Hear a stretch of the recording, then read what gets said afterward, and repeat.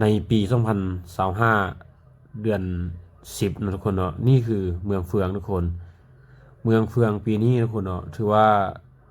เสียหายหนักหลายนะทุกคนเนาะเนื่องจากฝนฟ้าอากาศตกหนักนะทุกคนเนาะเฮ็ดให้น้ำป่าไหลหลังแล้วก็ไหลเข้ามาเฮ็ดให้ได้ปล่อยเคลื่อนนะทุกคนเนาะปล่อยเคลื่อนน้ำลีกนะทุกคนเนาะอยู่ที่เมืองเฟืองถือว่าเสียหายหนักหลายเฮ็ดให้เรือแพนะทุกคนเนาะเรือแพลอยไหลไปเลยทุกคนไหลหลังเนาะเสียหายนะทุกคนเนาะถือว่าปีนี้เนาะภัยธรรมชาติถือว่ามาแรงหลายในรอบ40ปีเนาะผู้เฒ่าเพิ่นว่าเนาะบ่เคยมีเหตุการณ์แบบนี้ทุกคนแต่ก็เกิดขึ้นเนาะอยู่ที่แข้งเวียงจันทน์เมืองเฟืองทุกคนอันนี้ก็เอ็นให้หนทางบางพื้นที่ทุกคนเอ็นให้หนทางขาดนะทุกคนเนาะเอ็นให้น้ำไหลทุกคนเนาะอันนี้รถน้อยนะทุกคนเนาะรถน้อยรถจักรเนาะก็ได้กายเนาะกายเที่ยวทางนะทุกคนเนาะเอ็นให้รถไหลทุกคนบางพื้นที่บางบ่อทุกคนเนาะมันเป็นเขตต่ำนะเขตที่ราบมันเอ็นให้น้ำป่ามาแล้วก็มันจะเอ็นให้นำไหลเนาะสามารถบ่สามารถเดินทางไปได้แต่รถจักรคันนี้ก็บืนเนาะทุกคนเนาะสองเสี่ยวเพิ่นบืนว่าสิไปให้ได้แต่ก็ไปบ่ได้ทุกคนมาเบิ่งว่าสิมีคนมาช่วยบ่ทุกคนมาเบิ่งมาลุ้นนำกันว่าคลิปนี้นะทุกคนเนาะถือว่าน้ำถือว่าแห้งหลายทุกคนมาเบิ่งนำกันอันนี้คลิปนี้ก็ถ่ายอยู่ไกลๆนะทุกคนเนาะบ่ได้ลงไปช่วยเนาะเนื่องจากน้ำมันแห้งอีหลีทุกคน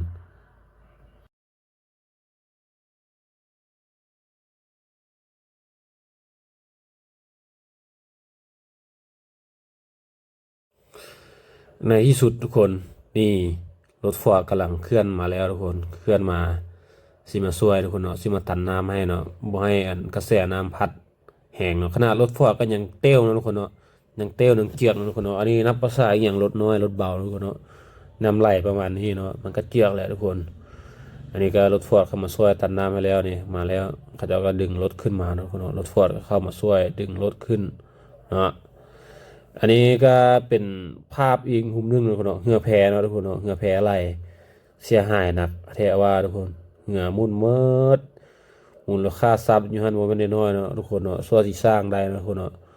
บางคนก็เริ่มธุรกิจแรกทุกคนเนาะเจอภัยธรรมชาติอันนี้ก็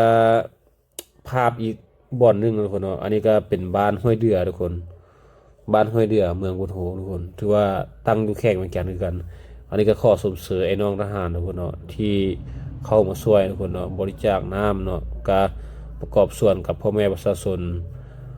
บางคนเนาะแล้วก็ที่กระเจ้ามีขึ้นทรัพย์เนาะทุกคนเนาะก็ได้เข้ามาช่วยทุกคนอันนี้ให้ไอ้น้องทหารก็ลำเลียงขึ้นรถเนาะนำไปช่วยอยู่พื้นที่ทุกคนเนาะอันนี้ก็ภาพบรรยากาศเห็นแล้วน้ำตาสิไหลทุกคน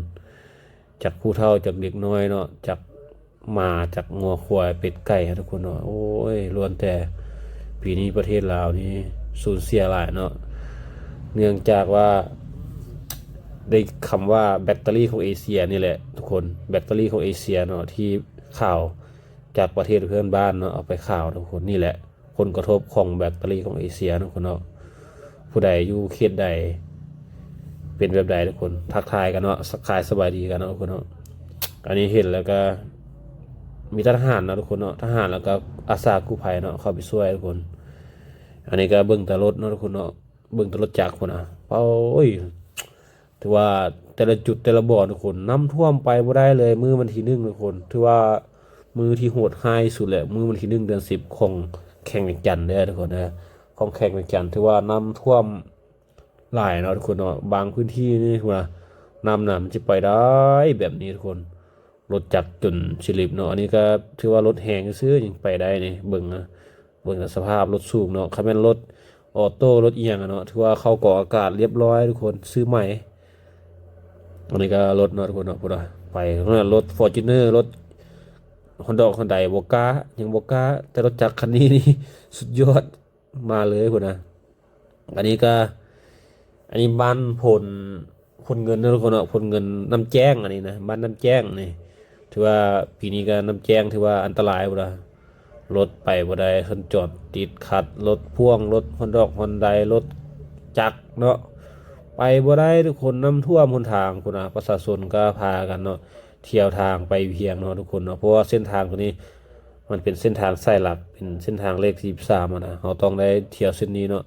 เพราะว่าทางทางด่วนก็ท่วมแล้วทุกคนเนาะอันนี้ก็เงินประชาชนเขตน้ำแกงทุกคนลิบเนาะทุกคนเนาะโอ้ยอันนี้ก็ตัดภาพมานี่เข้าในนาปีนี้บ่ได้กินแล้วอีตนเด้ทุกคนอีตนอายเพิ่นนี่เนาะพุ่นน่ะเหลือแต่ไมคอนโคโลนี่แหละทุกคนเขาแม่นคำก็ยังว่าไข่เนาะทุกคนเนาะเหลือแต่คอนโคโลเลยเอามาให้เนาะเอาไปดังไฟขวยบ่แบบนี้นะ เข้านาเนาะกำลังออกห่วงเนาะทุกคนเนาะกำลังอีกเดือนหนึงก็ได้เกี่ยวทุกคนมาแบบนี้พุ่นนะอันตรายมาเบิ่งเด็กน้อยเนาะเด็กน้อยอยู่ชนบทลาวพุ่นน่ะเป้อติโตมันบ่ย้านหยังเลยทุกคนสมัยแอดตอนอย่างน้อยก็เป็นแบบนี้แหละทุกคนบ่ได้ฮู้ย้านฮู้เย็นหยังไดน้ำสิหลายน้ำสิน้อยแบบสิแหละบ่ได้คิดย้านแต่เดี๋ยวนี้นี่อายุเริ่มหลายแล้วก็บ่กล้าแล้วย้าน